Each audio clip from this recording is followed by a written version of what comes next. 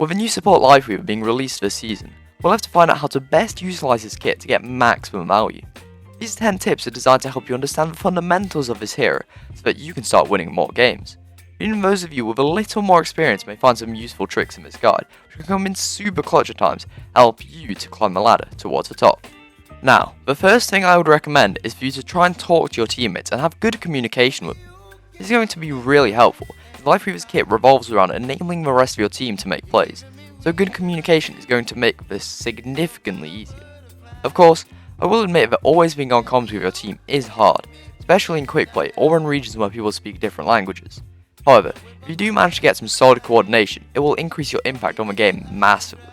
Okay, just to start things off here in terms of this actual kit, his primary fire is really annoying.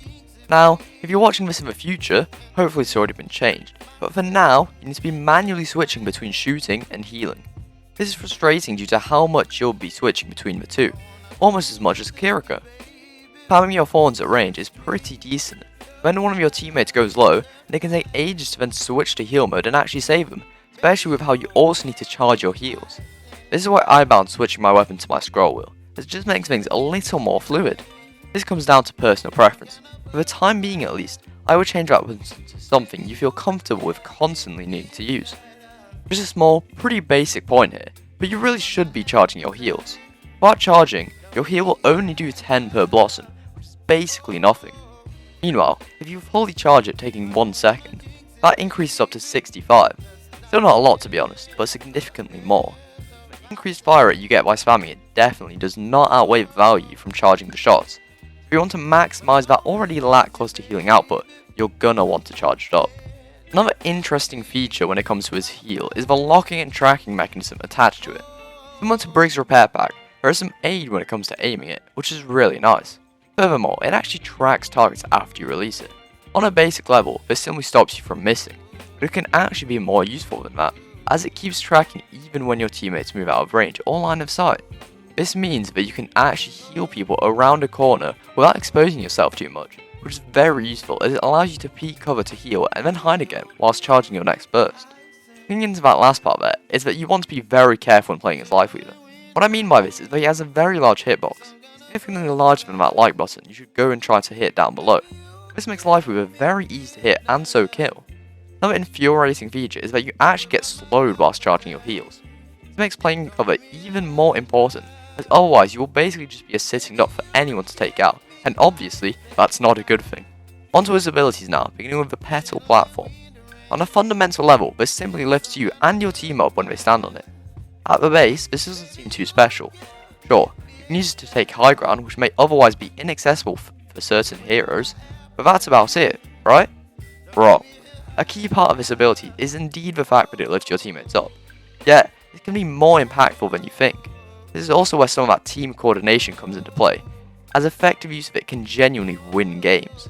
Imagine using it to lift up an ult in Cassidy to get kills with High Noon, or a Soldier using Visor. You could even lift up a Bob or a Diva Bomb up to unsuspecting enemies on high ground or behind cover. There's only so many possibilities with this ability. In fact, it can even be useful for non-ulting teammates. You can suddenly get a hit scan up there to click some heads, or lift a Ryan over a ledge to surprise attack the enemy backline. You'll quickly find yourself winning more and more. That's what I like about this ability.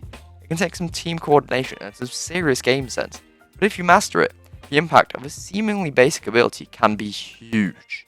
The pedal platform can also be used to save yourself, which can be pretty nice, especially in combination with your dash. Just use it to get onto high ground where the enemy isn't, and that can be enough. But if you time it right with a jump at the end to gain some extra height, followed by a dash, you can clear a lot of obstacles and easily escape from an opponent. Do be careful in general though, as A, your dash is pretty short, and B, you could get killed mid-air. Finally then, we have his ultimate, which also has some useful functionalities. At face value, it is already impactful, so healing it outputs does a great job at keeping your team alive, kind of similar to Brig's old rally. Yet, what you may or may not have realised is that the tree is actually a solid object, as neither players or bullets can pass through it. It can be helpful to create artificial cover for yourself, either for if you're in a bad position with little protection, or trying to push out onto an open area. Another kind of niche thing you can do with it is block off chokes. Most of the time it won't help much, as it will simply slightly slow down the enemy's push. In certain situations, like if you're about to win but they might touch point, and you block their entrance, it can be game winning. Wait a minute, I forgot the most crucial part of this kit, didn't I? Well, Life Grip is very strong and you need to know how to use it effectively.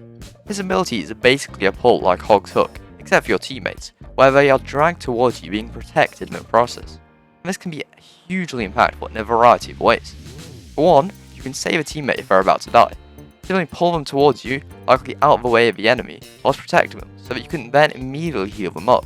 I've not done enough testing on it to know for sure, but in theory it can likely even be used to save people from ultimates like Sigma's Flocks or Zyri's Grab, and if you time it just right, even something like a Junkrat tire. It can also be helpful if your teammate is out of position. If they overextended and are about to die, you can easily save them, or if they need to cross an area patrolled by a Widow, which you already have, you can just pull them to your own position. Do be careful with this however, as if you mess up the timing, then you could have some angry teammates on your back. So as you can tell, this hero does require a decent bit of game sense. Now, a crucial part of playing this hero is to have good positioning, and this is the case for multiple reasons. First off, of course, you don't want to be dying, especially as a support. Being in a good position will absolutely reduce the amount you die, and you can then be there to heal and save your teammates. The other main point has to do with his life grip. You don't want to be in a bad position and then pull your teammates into that bad position. Being in a good position and having awareness of your surroundings will allow you to save teammates more consistently and to rely less on your teammates' positioning, as you'll be able to correct it, but not vice versa. And now, a bonus tip for those of you who have watched this far, relating this time to his pet or platform.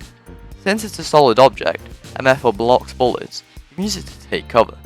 What I mean by this is if you go on it with it lifting you up above the enemy and crouch in a good position, they likely won't be able to hit you, giving you time to regen your health if you go low, or wait for your teammate to come help. A completely unrelated side note, but don't underestimate his damage. It's actually pretty good. But anyways, Lifeweaver is a character who is quite advanced, not necessarily in his mechanics, but in the game sense needed to effectively use him. I hope this guide helped you on your journey. If you want to gain a better understanding of some other supports as well, you can check out this video on some basic tips for every tank and support. I'll see you there.